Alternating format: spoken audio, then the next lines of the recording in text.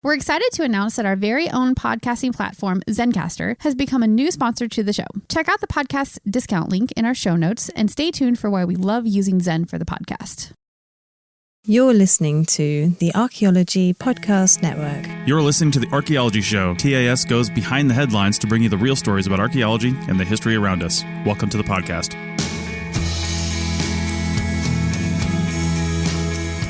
Hello and welcome to the Archaeology Podcast, episode 85. I'm Chris Webster, and my co-host today is Richie Cruz.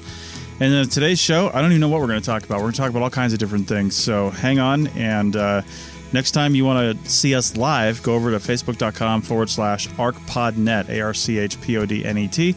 And right now, we are streaming this live on Facebook as we're recording it through my new GoPro Hero 8 Black, just as a test bed here to see how it's going to work. So check it out, and let's get the show started.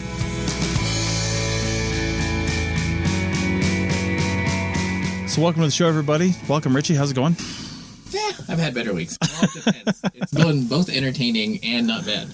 Yeah. So right now, just so you guys know what's happening behind the scenes, Richie and I were planning on doing a live stream. You can follow those on the this is the APN audience, so you can follow those on archpodnet.com/Facebook and be notified when we go live. We've got a few people on here right now. My cousin Mike Buse has joined. How's it going, Mike? We're going to be talking archaeology and things. This will probably be a relatively short episode of the Archaeology Show just because we didn't plan to record this. We're just deciding to do it because we're here and let's talk about stuff. So while Richie's figuring out his live stream for the people watching on the APN page, he's going to be a little distracted and probably making sounds and frustrations and things like that. So I'm going to start talking. I just want to talk about, this show is intended for audiences of all technical abilities and backgrounds, right? Not necessarily archaeologists, although archaeologists do and could listen to the show, but also not necessarily people who are, in the business at all. They could be just interested in archaeology. So I want to talk about how things happen in certain times. So one of those things is I just got a project. My company DigTech just won a project. We didn't win it. We actually won the project like a year ago.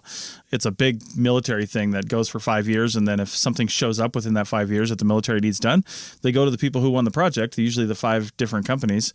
They look at these tables you fill out and they say, okay, so this is the cheaper one for this kind of project. And they're going to do it, and you don't have a choice. You have to do it. Well, you can turn it down, but then the likelihood of them giving you the next thing that comes up is actually really remote from what I've heard. Yeah, so you have the ability to turn it down because, let's just face it, maybe you're already working on like a 80,000 acre project, and you can't do another one, right? So they give you the ability to say no, but it doesn't look good, right? You can't say no too many times. This is literally the first survey project that's come around in this 5-year, it's called an IDIQ, indefinite delivery, indefinite quantity, which means you don't know how much you're going to get and you don't know, how often it's going to come. So, but there is a cap on the cost that they can spend on this, and I think it's $200 million. So that's a lot of money. Anyway, it's interesting because I get this call Tuesday, I think it was. What is today? Friday? I get this call Wednesday, I guess it was Tuesday, and it's from a guy that I've worked with before at this company, and I can't give any specifics because this is a military project, and there's probably quite a few things. Like I talk about a few military projects I did about 5 years ago because the time is beyond and past, right? So I can talk about those. So, for example, I did work on the China Lake Naval Weapons Center. If I were ever to work on there again, I probably couldn't talk about it until a year later. So just about stuff like when we were. Oh wait, we're talking about China Lake. Yeah, I mean, I'm just mentioning that I also worked on another Navy base, El Centro, and that's the one you worked on us with. That's what I was actually thinking of. Yeah, so we worked on El Centro and China Lake. That's examples of what the type of thing is that I'm going to be doing now and the type of project I'm getting. So if you remember me talking about that stuff on some various podcasts or my blog or whatever, then think back to that and it's the same thing. But anyway, I get this call, and this is how archaeology happens, people. I get this call, and the guy's like, we won this, we got to do this 1,200 acre survey, and it's got to be done yesterday. like he's like, the time frame is super tight. Wait, really? Yeah. So, and let me just tell you what's going through my head when I think that. Yeah. As an archaeologist, my first thought is, great. I get to go out, do some survey, do some, I've been kind of staying out of that kind of thing for a while, purposely, but I can't stay out of this because I I got on this contract well before I decided to kind of back away from all this. That's true. I was like, my God, that was like almost when you first started your company, practically. No, that was the first one. This is the second one. This is a new one. No, but I meant, interesting. Yeah. I just lost my train of thought. I think you did. So he calls me, and the first thing that's going through my head is great. I get to do some archaeology. I know the area that it happens to be in because I've done work there before, and this should be a pretty simple deal. No more than probably 10 days to finish all the field work. Plus, it's a good deal for me because there's a prime contractor, and the prime contractor also wants to make money, and the way that they do that is they write the report. There's usually a little bit. The report writing takes longer. There's usually more money in the fieldwork and less in the report. I guess it just depends on the size of the report, the size of the fieldwork, I guess.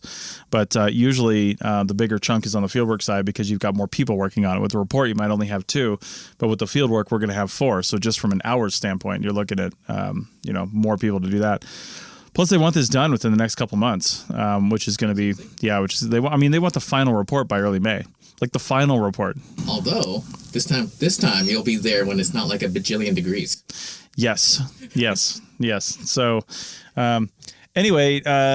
so we're looking at that, and it's going to be interesting. It's going to be real fun. I think I'm bringing down one person in the interest of I guess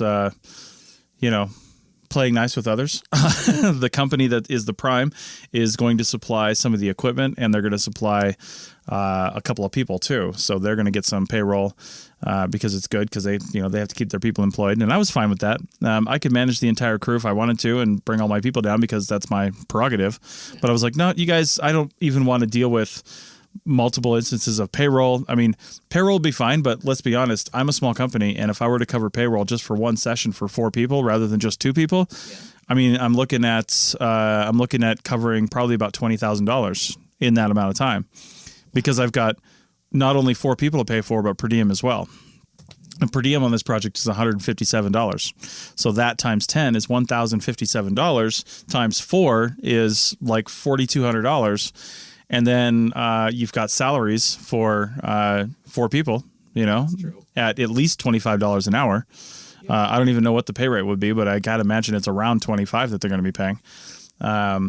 So anyway, yeah, and not only that, but it's not $25 an hour for me. If I'm paying Richie $25 an hour, it's costing me $50 an hour. So that's the general rule right there. I mean, his taxes, he might pay.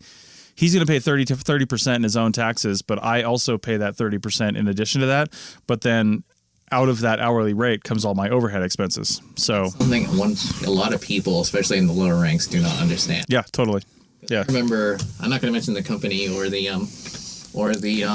project, but what basically this one person found out what the company was charging for them. Yeah. And they got super angry, and they almost started a crew mutiny because they thought, oh, they're charging a client X number of dollars for us, therefore we should get all of that.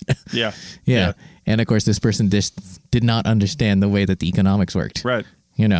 I mean, let me put it out here. So at my level, as principal investigator, and this is a small project. And a lot of times we would have other people doing these things. Like the last time I was on a bigger project, I guess, we technically had some person who was our safety representative. They had to take the OSHA 10-hour training and be CPR certified, which I have to have.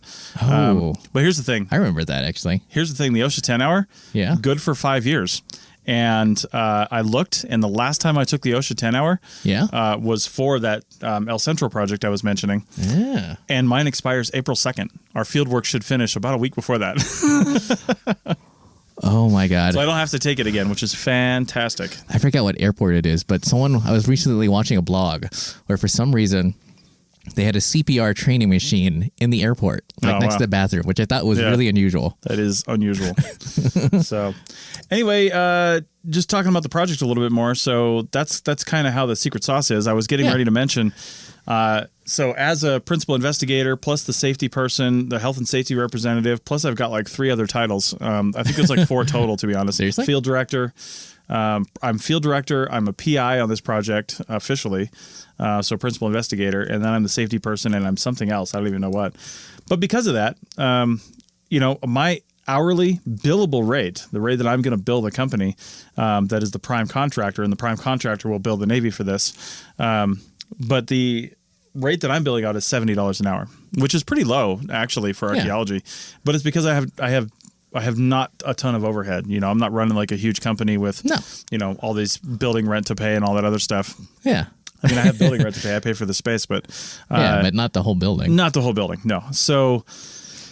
So because of that, let's just look at half of that. I think $30 to $35 an hour, if you were to look at an hourly rate for a PI, is probably relatively standard, if not probably low.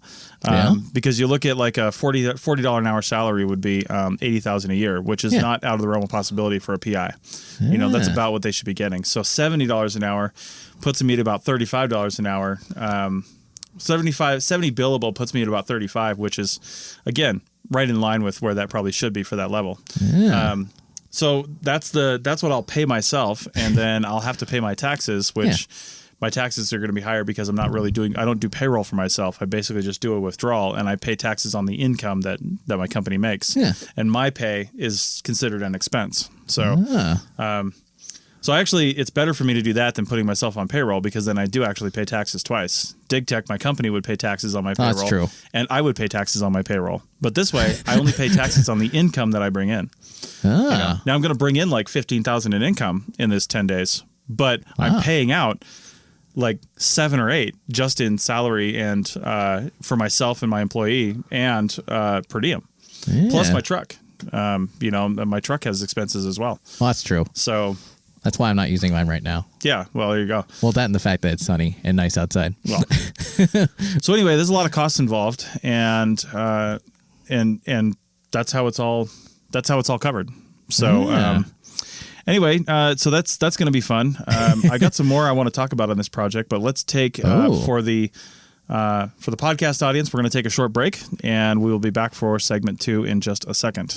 Chris Webster here for the Archaeology Podcast Network. We strive for high-quality interviews and content so you can find information on any topic in archaeology from around the world. One way we do that is by recording interviews with our hosts and guests located in many parts of the world all at once. We do that through the use of Zencastr. That's Zencastr. Zencastr allows us to record high-quality audio with no stress on the guest. Just send them a link to click on, and that's it. Zencastr does the rest. They even do automatic transcriptions. Check out the link in the show notes for 30% off your first 3 months, or go to zencastr.com and use the code TAS.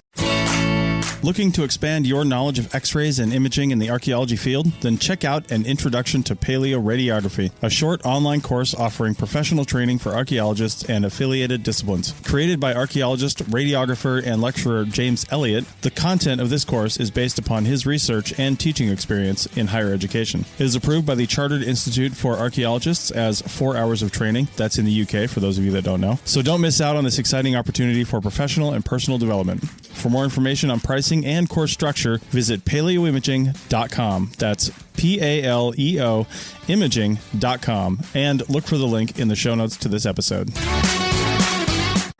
All right, we're back. And for the live audience, they didn't take a break at all. But for the podcast audience, we are back. And so I want to talk about the archaeology down in Ridgecrest. It's near Ridgecrest. Well, so, down in that part of like the valley. Yeah. I'm not on China Lake again. That's the actual truth. If I were, I'd probably tell you anyway, because I don't think they're paying attention to this podcast. But I'm near there, right? Yeah. So the archaeology is going to be the same in the Eastern Mojave for that area. But one of the things I wanted to talk about, because it got me thinking about Ridgecrest again, because I'm pulling up a lot of documents and things that we used in that area, because they're all going to be similar. Yeah. And it made me think, so China Lake is not actually a lake anymore. It's dried up. There's no lake there. Yeah. And the Navy base there is called China Lake Naval Weapons Center. But I don't know if you even know this, but do you know where they got that name? Well, I know it used to be like a dry lake bed. I think, But do you know why it's called China Lake? Not really. Yeah. So, and it still is a dry lake bed, but it was called China Lake because from what I understand, in the late 1800s, even early 1900s, there was water that would pool there, and I don't think it was there year round, but it was, if you had heavy rains, then there would be water, and there would be a little bit of a lake there. Yeah, nice, one of those big, flat, shallow ones. And I can't remember what the resource they were pulling out was, but the Chinese, a huge Chinese contingent settled there. Really? To do work around China Lake and produce things and then sell them. And again, I can't remember exactly what that industry was, but on the old maps, it's actually called Chinaman Lake. Wait, really? Yeah. Wow. How far back do you have to do for that? I don't know, but I remember seeing it when we were doing research. And on the old map, so it's called Chinaman Lake, and we might have seen that in the base museum when we went there last time, but it was at some point they changed it to China Lake, probably wisely so. And but that was why, because the Chinese had settled around there. So that's why it's called China Lake. So one cool thing that would be to find in that area would be evidence of the Chinese settlements. But I have a feeling they're just not there anymore. It depends, because, every time I've been down there, we've found like lots of stuff. Yeah, but the Chinese have very specific artifacts. Like you always find like opium tins and stuff like that when you find stuff associated with the Chinese. That's true. Yeah, and I've never found anything like that. Even like when we worked around, we've worked in Tonopah before. Yeah. And there were a lot of Chinese there, but I think it was more in Tonopah. They weren't, from what I understand, I mean, obviously there were probably Chinese in the mines, but the Chinese were more support roles in the city of the town of Tonopah. And so they were opium dens and stuff like that there, and that's what they would run. So that's where their cultural material would be. But yeah, who knows? Anyway, so that's archaeology down in the eastern Mojave. That's what I was going to talk about. And there's it's another cool thing around that dry lake bed. You can kind of see, if you look on aerial maps, the paleo shorelines. Yeah. Around there, and it's like textbook. That's where you find the 4,000 to 8,000 year old artifacts. Well, I mean, they're like you can see all the stratigraphy around there pretty clearly. Yeah. I mean, there are all sorts of lakes that were down there. Yeah. Pretty much any flat spot and in a period of heavy rain turned into a lake. Oh my God, it's such a mild winter. Makes me wonder if the snakes are going to be out early. Oh my God, I don't even want to think about it. Yeah, when we were actually on that China Lake base 5 years ago, man, it was a mixture of dodging bombs and snakes. And I don't remember seeing that many snakes down in El Centro. It's too dry, I think. Did we see some? Yeah. Including one, well, I'm not going to talk about it now, but. Oh, yeah, that snake. I remember that snake. Yeah. So, anyway, that person will likely be on this crew for 1 or 2 days. Yeah. So it'll be interesting though, because normally this time of the year it'd be like a relief. Like last year when when you and I were down in we were down in El Centro, weren't we? Last year. Yeah, last April. Yeah, it was like a relief to go from Reno to there, because such a complete weather change. But this year, it's hardly any different. No, it shouldn't be. No, at all. It's like crazy. Like, I'm not even joking. I'm like, today I rolled around with my convertible top down again, which, I don't think I've ever been able to do that in any other February I've been living in Reno. Yeah. Ever. Yeah. Which is really crazy. Yeah. So anyway, that's what I've got for that. I want to talk real quick about this camera. Yeah. So, which we can't see. Which we can't see. You can see the image that it's providing. If you want to see this from the Archaeology Show podcast audience, head over and check out episode 75 of the Archaeology Show, of You Call This Archaeology. Yeah. And you'll find it by going over to Archaeology Podcast Network Facebook page, which is at facebook.com/archpodnet. Yeah. Click on videos, and then you'll see the episode 75. We've got 2 episode 73s because we liked it so much, and then 75. Oh, interesting, because I've been doing a lot of relabeling. I've been doing a lot of cleaning up on the YouTube end of Happy Archaeology Fun Time. Time to clean that one up too. Yeah. I know. Well, no, I did it last night. Yeah. I don't think you can rename the Facebook videos once they're shot. Really? Yeah. Oh, interesting. That's like one of the that's like one of the famous things you can do on YouTube. Yeah. Anyway, so talking about this camera here, I've been looking around, I've been watching a lot of so here's the thing. I've been watching a lot of videos like travel and adventure videos. Yeah. Me too. Yeah.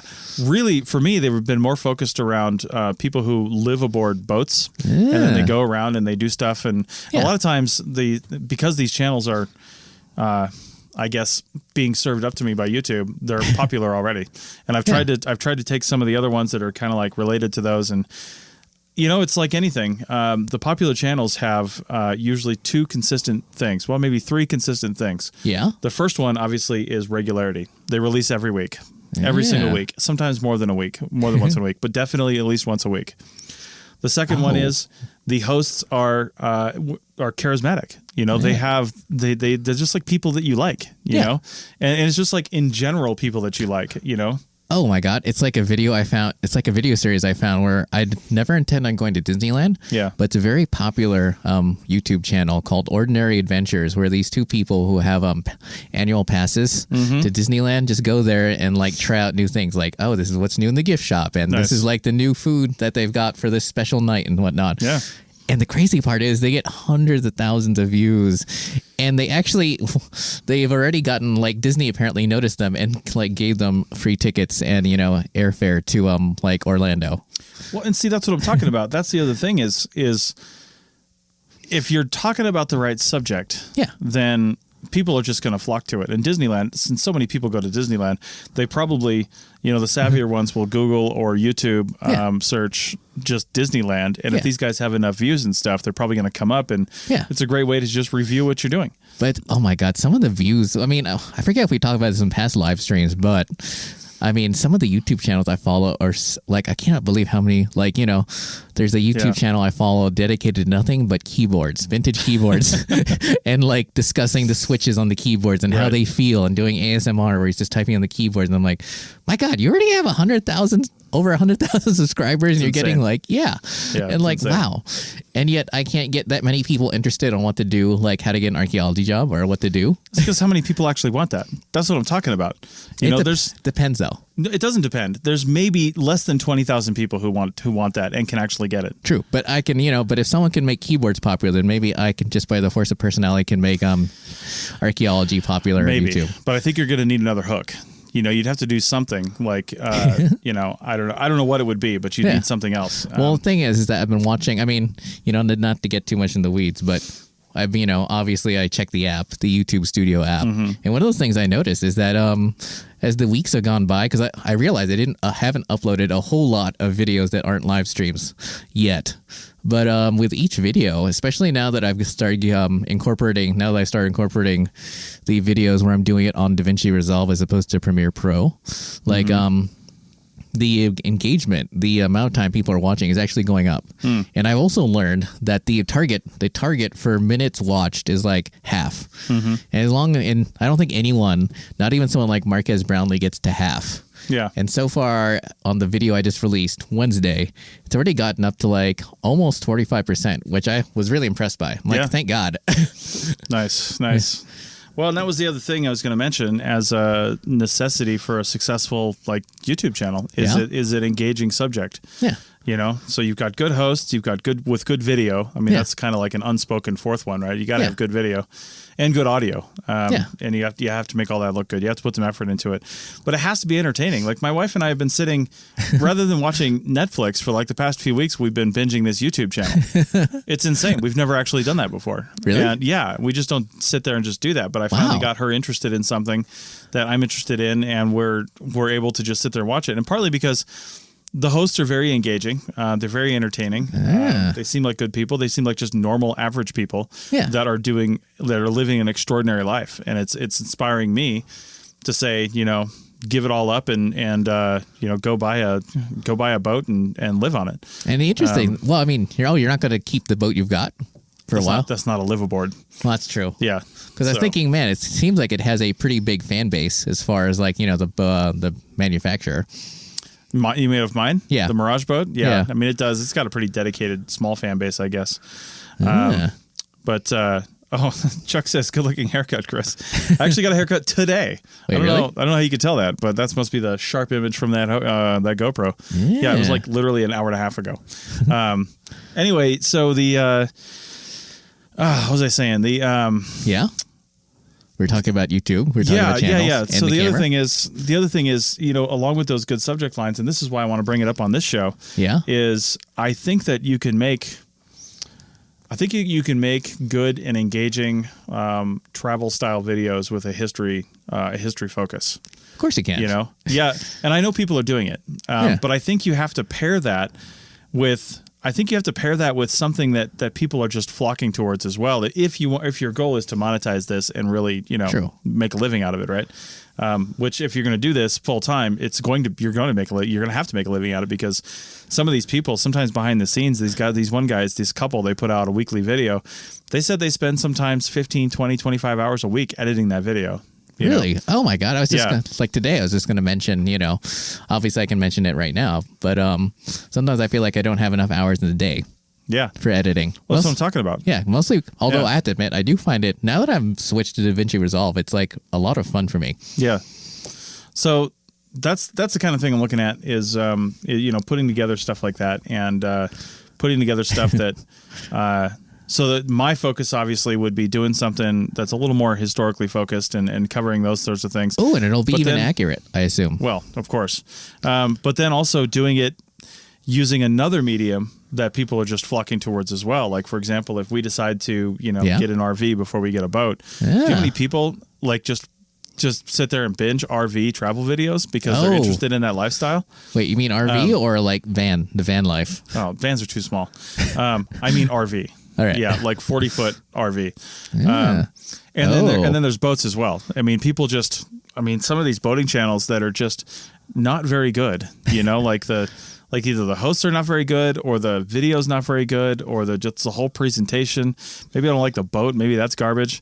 I don't know. But they still have like 100,000 subscribers. It's like some of these faux history channels that I follow. Like they're like literally, I can just like make up whatever I want about anything. That's the point of view I've gotten. As long as you use enough confusing words to people, right.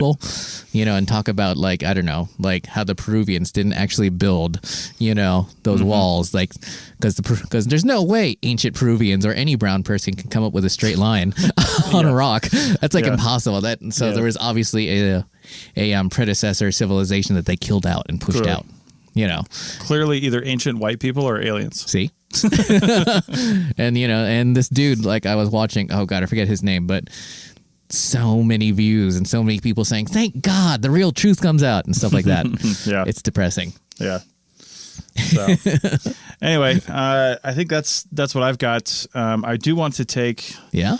Well, we're taking this new camera. I just got it in yesterday, so I haven't actually used it yet.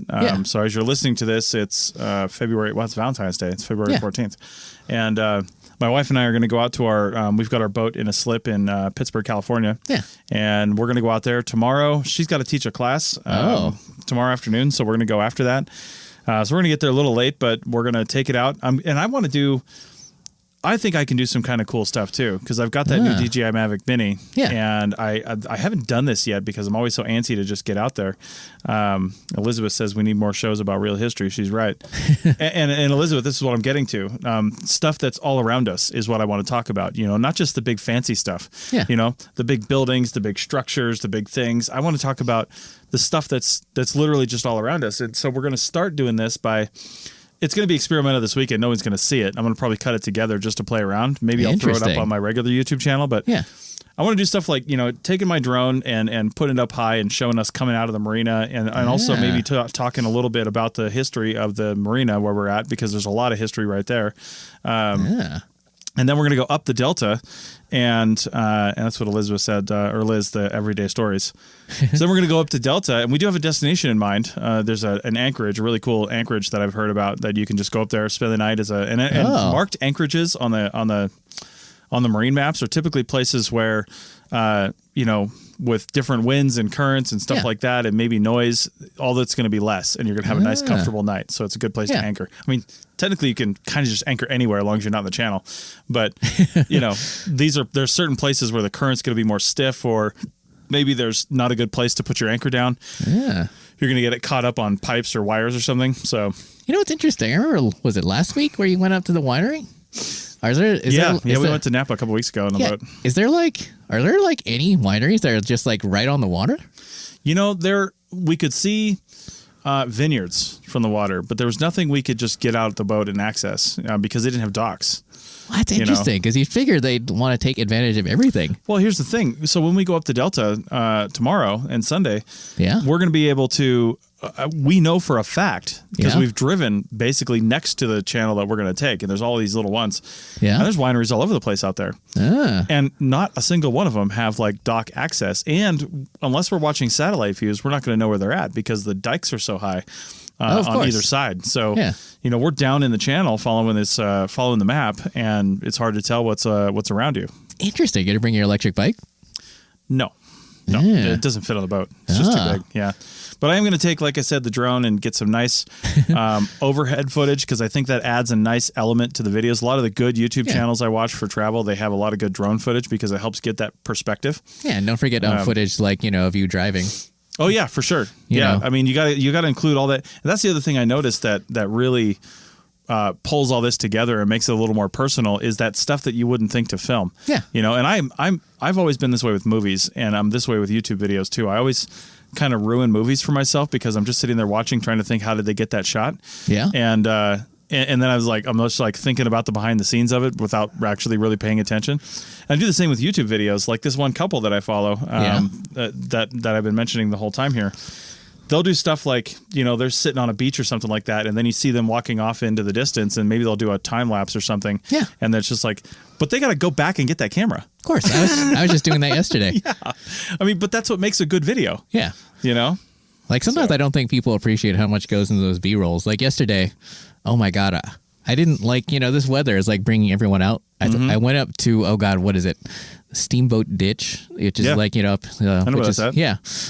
And there were so many damn dog walkers. I set up my camera and was going to get B-roll of me like riding around. It's like so many B-roll, so many of these dog walkers just congregated like at this one sign. So I was like waiting. They're like, oh, hey, can we help you film? I'm like, no, you can go away. Yeah, exactly.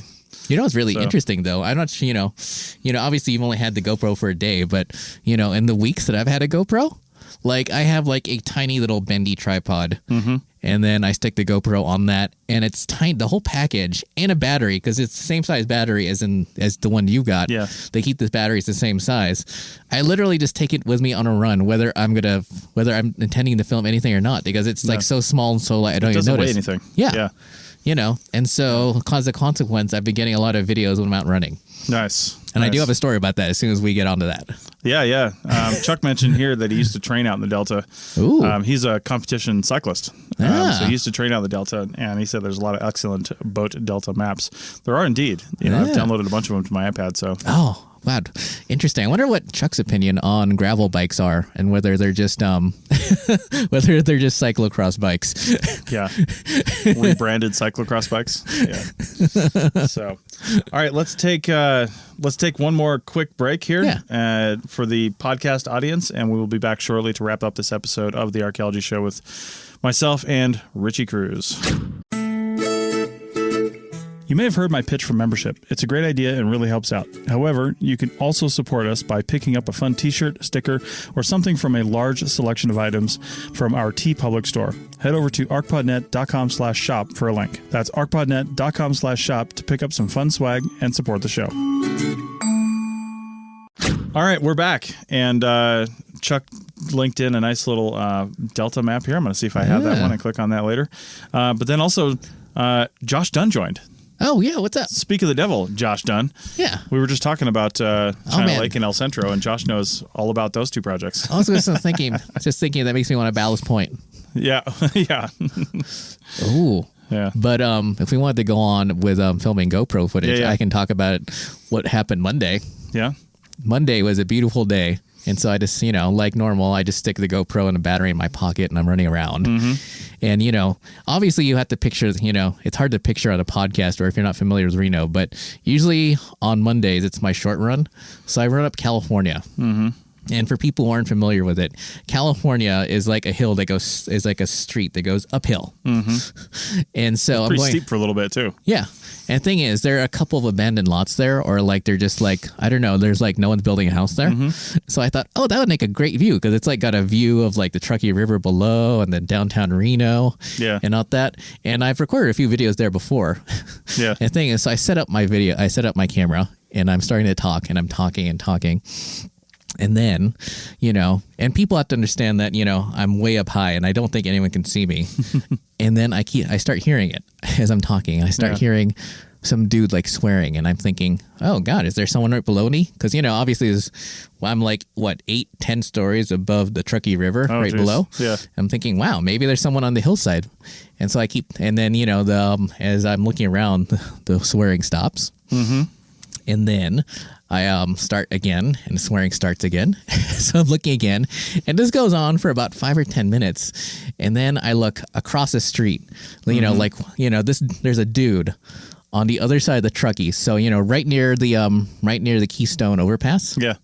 And for people at home who can't picture this, so I'm like 8 or 10 stories up, and about maybe a block, maybe 2 blocks away from where he is. So for me to hear him that clearly, and more importantly for my camera to pick up every word he's saying, he literally has to be screaming at the absolute top of his lungs. And it's like this homeless dude with a couple of dogs. And every time I talk, he says, "You." And I'm not going to say the words he said, but he was like saying many, many, many terrible words. And I actually incorporated some of them into like the very beginning of the video I edited last night. But, yeah, and I should point out that he's like on the grounds, like he and his dogs are on the grounds of like I think it's a middle school that's right next to the overpass there. Something like that, yeah. Yeah. So he's like screaming, and I'm just like, well, whatever. And I actually said this on the video at one point. I'm like, well, I've got lots of memory card and lots of batteries. Nice. And it was practice. So I just kept practicing my lines over and over and just like stopping, starting, stopping, starting. And I was there for almost an hour. He's like screaming for almost an hour. And I should point out that it was like right around the time school let out. So there were definitely kids and staff in that school. Yeah. And the interesting part is that when I went for my run Wednesday, there were many, many like homeless possessions around the river, but no homeless people. So I'm assuming that either the business owners, like, that restaurant or that coffee shop or whatever that's down on Riverside Drive, or maybe the school administrators were like, there's some crazy homeless person screaming at the top of his lungs. And so they went and swept up. Yeah, maybe. They went, and more importantly, for people at home who can't picture it, like Reno doesn't have like a Central Park or Golden Gate Park, but that like whole stretch of the Truckee River is like the equivalent of it. Yeah, probably. Yeah, it's like the nicest park in town, and it runs right through the heart of the tourist district. And I assume that that's the sort of place where the city doesn't want like homeless people screaming at people. Maybe not. Yeah. Yeah. It's also interesting. I thought it was going to be a super short video, but actually, when I edited it out last night, not even incorporating any B-roll, it ended up being 8 minutes. Like most of these videos are ending up being about 10 minutes, which is surprising me. Yeah, it's a good length, though. Yeah. Yeah. Also, I'm amazed at there's one point where I'm talking about the wind. I'm like, damn, this stupid wind, and you can't even hear it on the audio. Yeah. Yeah. Good cameras, good audio these days. Yeah. I mean, the only thing is that I did buy some wind material, like the same material that's on these mics. Yeah. That I was going to put over the mic holes. Yeah. And I've been too lazy to get the double-sided tape to like put it on yet.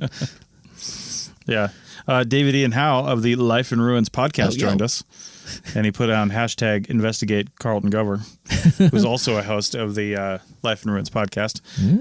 Speaking of archaeology things and videos, I recently I recorded, just as to kind of kick it back off again, because the whole, if you're familiar with Team Black, it's an outgrowth of this thing that actually Josh was a part of for a while called Professional Certification for Scientists, or PCS. Yeah. And actually, it all kicked off in China Lake 5 years ago, to be honest. Yeah. Actually, almost 6 years ago. And I noticed your Instagram. You're Instagramming from that account again. Yeah. Well, so I started doing some things. I have videos up over there, but I haven't really been able to continue to produce content for that like I wanted to, so I wasn't really promoting it if I wasn't going to be really putting content into it. Because when you go to the now Carlton and David are talking on the thing here. So no, when you go to the Team Black page, it's actually, instead of, because we had talked about this a long time ago, talked about doing because you can't do this stuff for free. Yeah. I mean, it just can't, right? Yeah. I mean, there has to be a cost to it. So instead of doing some sort of, I don't know, member thing on that site, we just did Patreon. And so now the videos are up on Patreon. So when you see them on the Team Black page at archcert.black, ARCHCERT.black, there's no www. When you click on one of the images, it actually takes you to the Patreon page and then prompts you to, I guess, subscribe at the level you want. The thing I like about that is you can do it for just a month if you want, and then shut it down. You know, you don't have to get like a membership or something like that. You can just support us for a month, watch all the videos you want, and then shut it down, you know? So that's pretty good. And for, you know, they're super cheap. It's like $5 or $10 a month or something like that. And if you want to continue to support and take a look at the videos, I'm hoping to be putting them out it's somewhat weekly at this point. And because I decided to start doing that, I want to start getting more eyeballs on there. And one of the ways I found to do that, so Vimeo is where I've been hosting this stuff. Wait, really? Yeah, and Vimeo is where there's a reason for that. I'll tell you that. Vimeo is also where I host my podcast workshop for Chris Webster Productions. I finished that last weekend as well. So now that whole entire workshop is online. So if you're interested in podcasting, go to propodcastnow.com. And I got this whole... I do a 9-hour workshop here in Reno once a month, which now that workshop is online, I'm going to be knocking that down to probably 4 times a year, maybe 3 times a year. And then you can do the in-person one for $350, or you can do the workshop one for $99 a month. And however long it takes you to go through the materials, how long it takes you to go through the material. So, anyway, I've been, since I was putting that stuff up there, I had to put it on Vimeo because I didn't want to do just Patreon for some of this stuff, and Patreon won't actually allow you to load video there anyway. You have to link it. So, and YouTube is more difficult, it seems like, to restrict the domains you can play stuff on. But with Vimeo, I was able to pay for, you know, a low-end account and then restrict the domains. So that way people can't, and they can't download the video. I mean, they could screen capture it, I guess, but you can't download it. You can't comment on it. You can't find it on Vimeo. You can't do anything, but you can also not play it anywhere except for the domains that I choose to play it on. So that really locks it down, and because these are paid resources, I don't want people to just take them and do whatever they want with them. So that was the best way to do it. And then Vimeo comes back to me because I had like the pro account or something like that, and they came back to me and said, listen, you need to upgrade to our business or commercial accounts because you're embedding all your videos, and that's a sure sign that you're making money off them. And I was like, oh, you bastards. All right. I tried to appeal it, and they're like, no. So I had to upgrade to like the $20 a month count. But because of that, I got more upload limits, and I got access to their create a video thing, which was super cool. So one of the things I made was the first Team Black video I made. I was just trying to see how it works, and I wasn't even really going to use it. And I hit create a video, and then you can create from scratch and use your own videos. Or it had like just Google search right there. Because they have a lot of licensed stuff that they have. And I just typed in archaeology, and these really cool like archaeology that are license free, these videos came up. And really? So that first one that I put up on Instagram a few days ago, that's like that vintage looking one. That's where I got those. I basically chose 4 different ones. I said I want the orientation to be square, and I want it to be 30 seconds long. And it went through and just made this video. And I chose music. They got a ton of music you can put behind it. And then I put some text on there, and you can do some minor formatting on the text. And then I was able to just share it out to Instagram. So So now I'm taking, and then I did one video too this week that was like a collection of a bunch of different videos that I have. I did that for my workshop. I mean, I have like an 8-hour set of videos for my workshop, and I made a 60-second trailer out of it in about 5 minutes. Interesting. Without doing any editing. Oh wait, is it RPA certified yet? It is not. Well, the podcast is not. Team Black's not either. I don't feel like I have enough material up there to really start talking to the RPA yet, but I hope to by summertime probably. So that's coming sooner than you think. I know it is. And I might talk to him at the SAAs anyway, just to see what's going on, because there's a new president. Interesting. You headed the NAAs, Nevada Archaeological Association No, I'm meeting? going to be in Orlando for a podcast conference. Oh, I forgot about that. Yeah. And so more importantly, who wants to go to Pahrump? Yes. Yeah. Anyway, so Team Black. The videos are coming hot and heavy now. I'm not going to put them out more than once a week until I get like a ton of people on there. It's just not worth my time right now to divide those resources. But I think I can do once a week because I've got a lot of good material that I've been working on. And the videos, we had a ton of videos that we did for PCS. Of course, I can't and won't use any of those. That's true. Yeah, I mean, it's just not that group of people anymore. You know, so. But I do have new ones that I've been working on, new categories of videos I've been working on, and I've been working on for the last like 6-7 months. I just haven't had the time to shoot them and edit them.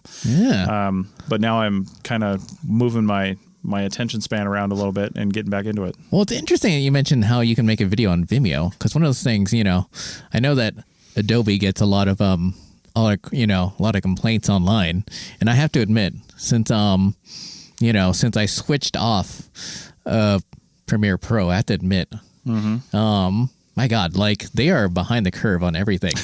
Yeah. Like last night, for people who don't know, I switched to DaVinci Resolve lately. And it's basically been rebuilt from the ground up, and like the whole architecture is new, and it takes advantage of all the new technologies. And so for the first time ever, because I've been using Premiere Pro for a long time, and for the first time last night I was editing with DaVinci Resolve, it said, graphics card full. You might want to remove some of the effects. I'm like, wow, that's never happened. Like literally, DaVinci basically shows all the holes that are on my computer. Nice. Like all of them. And the crazy part is that even when I slow DaVinci Resolve down to like handle my computer, my hardware, it's still 2/3 faster to do everything than Premiere Pro. Yeah. And it's like incredibly streamlined, and it's free. Well, and I think one of the things, taking this back to archaeology a little bit, one of the things that I always talk about on like the Archaeotech podcast is using the right tool for the right job. Yeah. And that's one thing I like about this creative video on Vimeo. Yeah. Like I could take all my video and I could cut out the choicest bits of it and make this 30-second trailer. Probably take me 2-3 hours, just putting these things together and then getting my transitions right and get my text right. But you know what? I got like several hundred views on that one video, and I don't know how many likes, but just putting it out on a channel that has literally no followers, and then sharing that out in a couple of places, and I was like, this can be simple. It doesn't need to be crazy. I'm going to put it out once. People are going to scroll past it and watch it, and then it's never going to be seen again. Oh, that reminds me. Are you still using Anchor? Anchor as the podcasting platform, Anchor? Yeah. I never once used it. Oh. No, Anchor's garbage. Oh, interesting. All right. Yeah, that's not speaking of anything, by the way. Yeah. Oh, interesting. I could have sworn you were using it. Was it something else you were using? Where I you used Chirp for a little while. Chirp is like a micro podcasting platform, which I think the Life in Ruins guys would really love. Oh, interesting, because I thought that was Anchor. No. Anchor's a very different thing. Amy Wolpert from Sacramento says hi. How's it going, Amy? Oh, hello there. So interesting. Yeah. Anyway, I'm gonna have to go soon because my wife and I got somebody coming over to the house here shortly. So, I mean, it's 5:30. I know it's 5:30. She's gonna be pretty upset if I don't get home in the next like 15 minutes. So that's it for this. I think at the very least we came up with another streaming methodology here. The one thing you don't get is these microphones, which are really nice. But I don't know how Richie's phone is doing, but I think the sound from that GoPro is not terrible. Well, I mean, I was taking B-roll with this camera when I was doing a few things, and actually, as long as it's not windy, it's surprisingly good. Yeah. Yeah. But then again, LG is supposedly known for their audio they build into their phones. Yeah. Yeah. So David says they'll check out Chirp. Let me tell you, for people that don't know about Chirp, and I never really got into it. I did a few things on there. Yeah. But again, it was just one more thing that was work for me. But the thing I do like about it, they were 33-minute, no longer than 3-minute long podcasts, they're calling them. They're calling it micro podcasting. And it used to be that you had to record, edit, and put everything up right from the Chirp app. Yeah. But now you can actually post-process. So I did a few where I was taking pieces of podcasts and then as I was editing, I was finding some nice quotes or something like that from the thing and then putting it up behind you, because you can put it behind an image too. And that's the cool thing is Chirp is kind of a stupid idea, to be honest. It's like just these short little things. Like, what am I going to do with that? But the cool thing about Chirp is they really got sharing right. So if you share that out to Twitter and Facebook and other places, it's got a nice little player embedded right in there, and you can just listen to it right there. Oh, that's super cool. I was going to say, it almost sounds like the audio version of TikTok. It kind of is, to be honest. It totally is. Yeah, they've got their own music that you can layer into it. All these things that you can do. And what I like, too, is they also did another thing really well is the Chirp feed. And it's the Chirp feed is just like, whoever you're subscribing to, it will just play them one after the other, just like any podcast player would, but they do a really good job at it. So, all right. Well, I think that's it for the this version of the archaeology show. Thanks, Richie, for pivoting and getting us a show out today. Yeah. And thanks, everybody, for listening. Thanks, all of you who joined in and are listening and paying attention and commenting. Yeah. Super cool. Check out the Life in Ruins podcast, because those guys are on here now. And if I don't say that, they'll, I think we're in breach of contract. I'm not really sure. Oh, really? No, not at all. So. And don't forget, was it the Dirt podcast is up again? Yeah, it is. In fact, while we were sitting here, they uploaded Monday's episode. Oh, really? Yeah, I saw it come over my thing. Oh, cool. And Chuck Hutchison says, imagine if Life in Ruins had Bill White as a guest. Imagine that. You guys should have Bill White on as a guest. So that would be fantastic. Anyway, thanks everybody, and thanks to the live stream. I'm probably going to screw up the end of this live stream, but for the podcast audience, you're going to get a nice outro with good music coming up right now.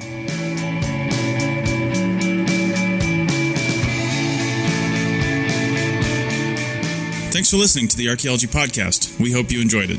You can provide feedback using the contact button on the right side of the website at www.archaeologypodcastnetwork.com/archaeology. Or you can email Chris at archaeologypodcastnetwork.com.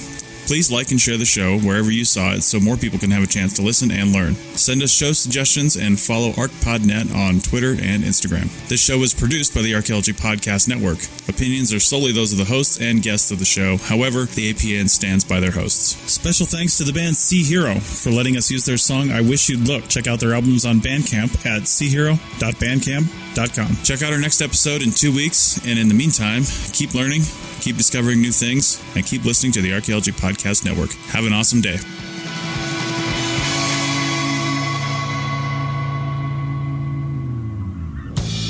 This show is produced and recorded by the Archaeology Podcast Network, Chris Webster and Tristan Boyle, in Reno, Nevada, at the Reno Collective. This has been a presentation of the Archaeology Podcast Network. Visit us on the web for show notes and other podcasts at www.arcpodnet.com. Contact us at chris@archaeologypodcastnetwork.com. Thanks again for listening to this episode and for supporting the Archaeology Podcast Network. If you want these shows to keep going, consider becoming a member for just $7.99 US a month. That's cheaper than a venti quad eggnog latte. Go to arcpodnet.com/members for more info.